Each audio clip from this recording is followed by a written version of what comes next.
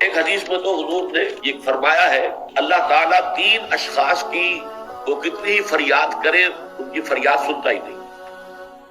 ایک ایسا شخص جو اپنی بیوی کے ہاتھوں نالا ہے، وہ کچھ خلق ہے یا جو بھی ہے اس کے اندر، یہ سب ہے، روتا رہتا ہے، اس کی شکایت طلاق نہیں دیتا، تو اللہ اس کی بات نہیں سنے گا۔ جب میں نے تمہارے لیے دروازہ کھولا ہوا ہے کیوں نہیں اسے اختیار کرتا؟ اللہ تعالیٰ جو ہے اس کے لیے بھی ہو سکتا ہے بہتر شکل پیدا کر دے، تمہارے بعد اللہ اسے کوئی بہتر شوہر جو اس کے ساتھ موافقت رکھنے والا ہوا اللہ اسے عطا کر دے، تمہیں بھی عطا کر دے۔ اسی طریقے سے ایک شخص ہے جو قرض دیتا ہے، نہ تحریر لیتا ہے نہ جو ہے اس کے اوپر گواہی کرتا ہے، بعد میں روتا ہے۔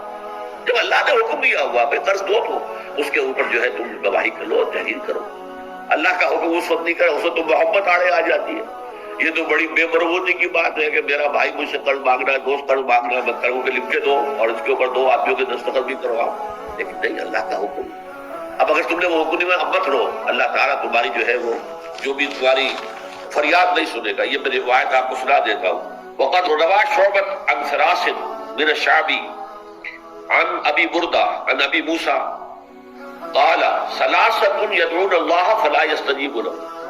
3 قسم کے لوگ وہ ہیں جو اللہ کو سے دعائیں کرتے ہیں، اللہ ان کی دعا قبول نہیں کرتا۔ رجل كانت له امرأة سيئة الخلق فلم يطلقها، ایک آدمی وہ ہے جس کی بیوی جو ہے وہ بہت ہی کج خلق ہے لیکن اسے طلاق نہیں دیتا۔ ورجل آتى ماله سفيا وقد قال الله تعالى لا تؤتوا السفهاء أموالكم، اور ایک ایسا انسان جو کہ کسی نادان ناسمجھ کے حوالے اپنا مال کر دیتا ہے، جبکہ اللہ تعالیٰ کا حکم ہے کہ ناسمجھ لوگوں کے حوالے اپنے مال نہ کرو۔